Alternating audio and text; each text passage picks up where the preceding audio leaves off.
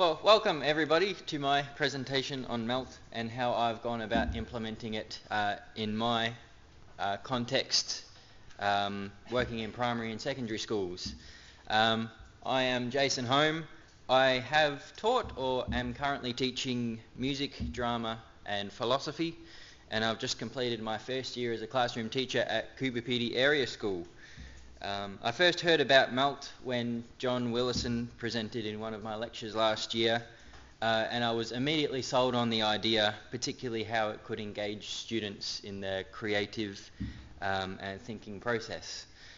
So I've collaborated with John for the past 18 months, and I thank him for his time and effort guiding me in the implementation of MELT, both on my teaching prac and where I am now. So this presentation aims to use my paper as a launching pad, so if you haven't read it, you should.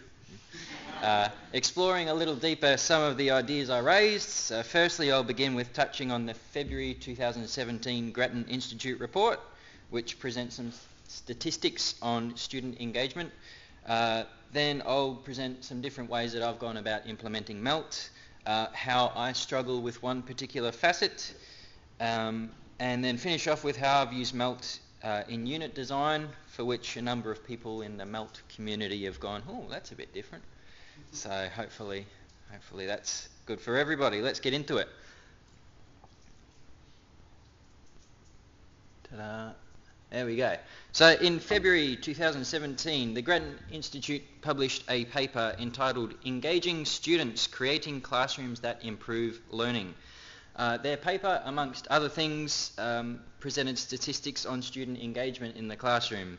I personally think that it's a really good paper, really well researched, and I agree with pretty much everything they put together, so I'm not having a go at them.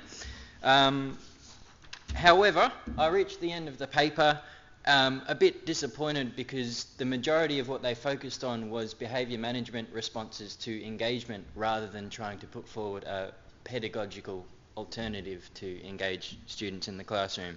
So what I'm attempting to show here today is that as well as behaviour management strategies, which are imperative, MELT can provide a pedagogical framework that will engage the 20% of passively disengaged students. So it can increase student engagement by 20%. I didn't make up that number. Grattan Institute made it up. They did their study over 4 years worth. So here we have, this is a typical classroom.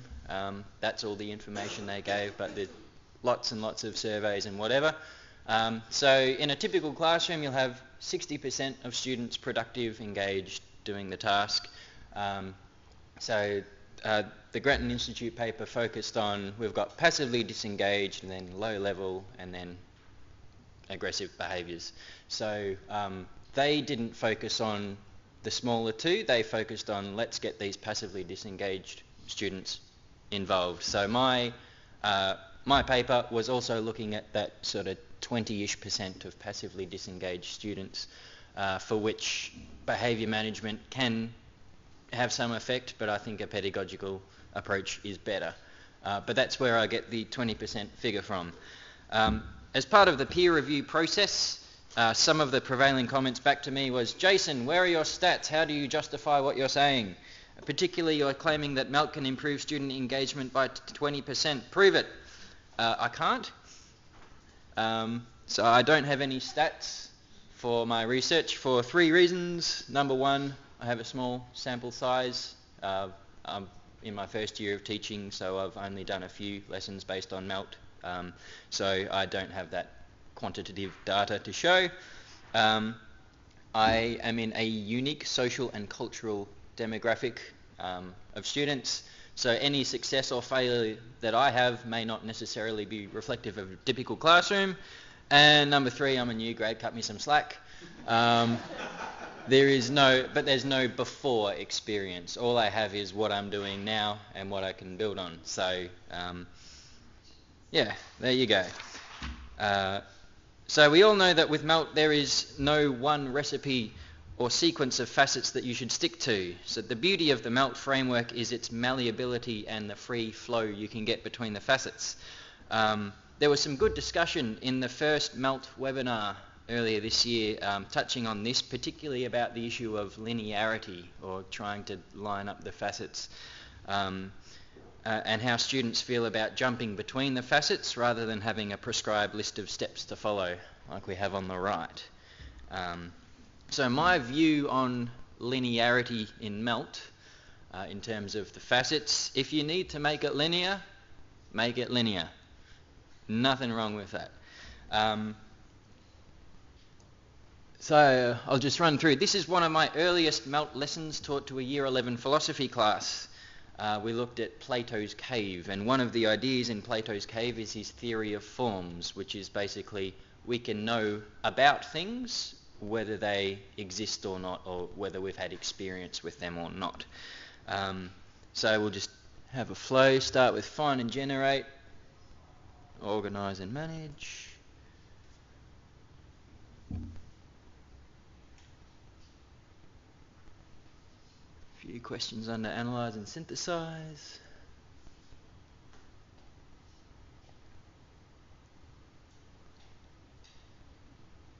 Then we keep going, and at the end of question number 16, we've got to the end of the lesson. So as you can see, it's linear. One facet flows to the next one, to the next one. We end up with 6 facets. Tick, done, lesson done, hooray, we move on. It's great.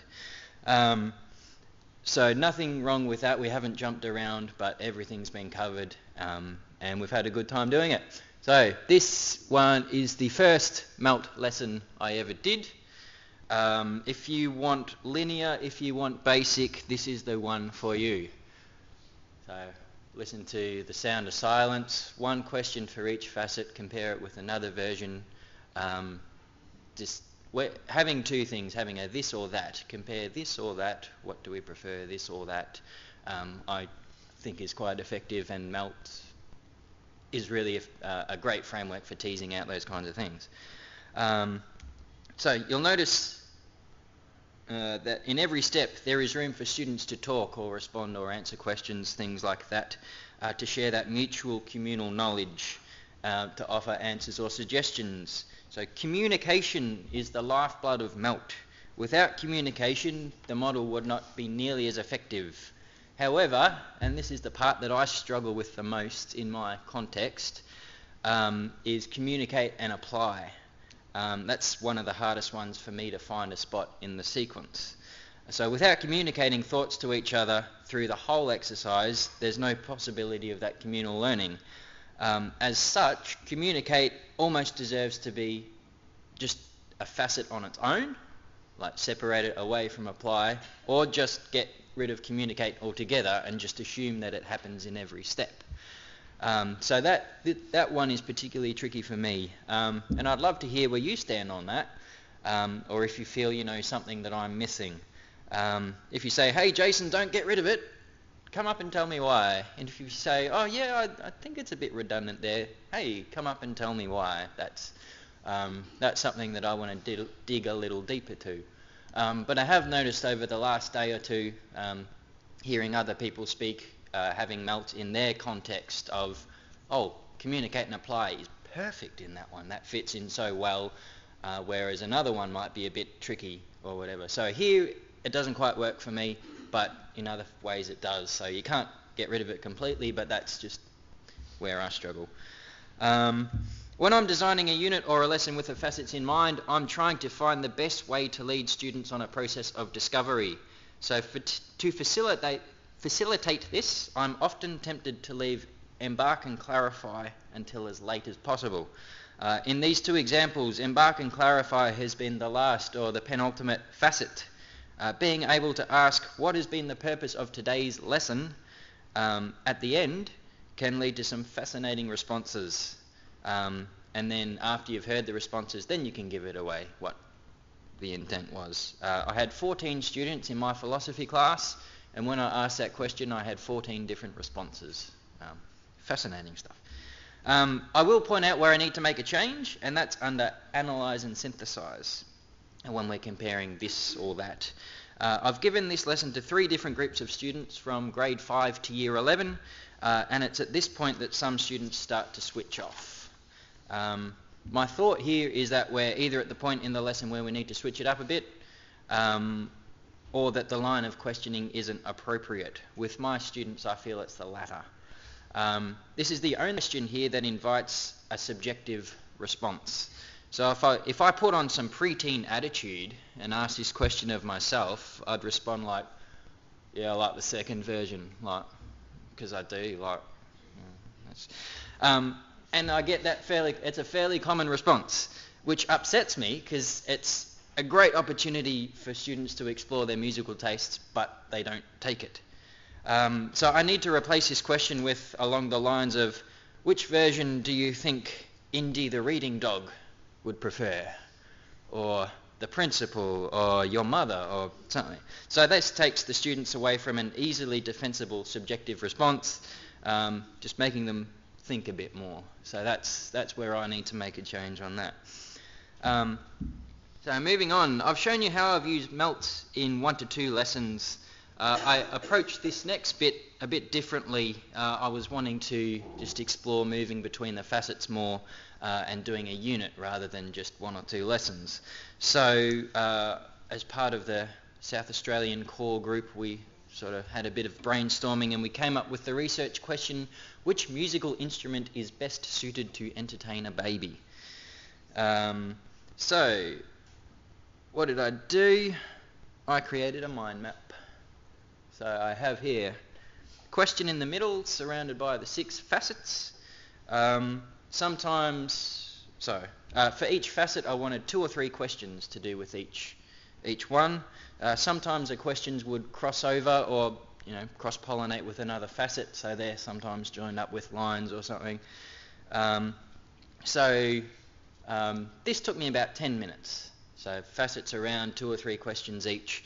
Then what I did, I put them in a logical order of questioning, and that formed my basis or roadmap for the unit. So I got my questions. Let's think about some activities, some way we can do it more. So we looked at a few different scholarly articles.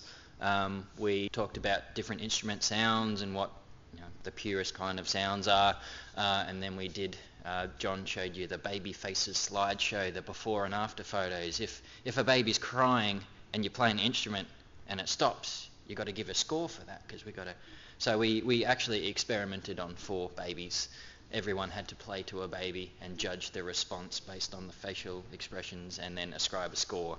It was a highly scientific study. This was my approach. I refer to this particular approach as a use and forget approach. We've used the MELT framework to provide a structure for the research. Now we don't have to think about it anymore, let's just go and do it. I shared my unit plan and approach with one of my colleagues who teaches science. He said, I know nothing about music, but this plan is fantastic and I reckon I could teach this unit.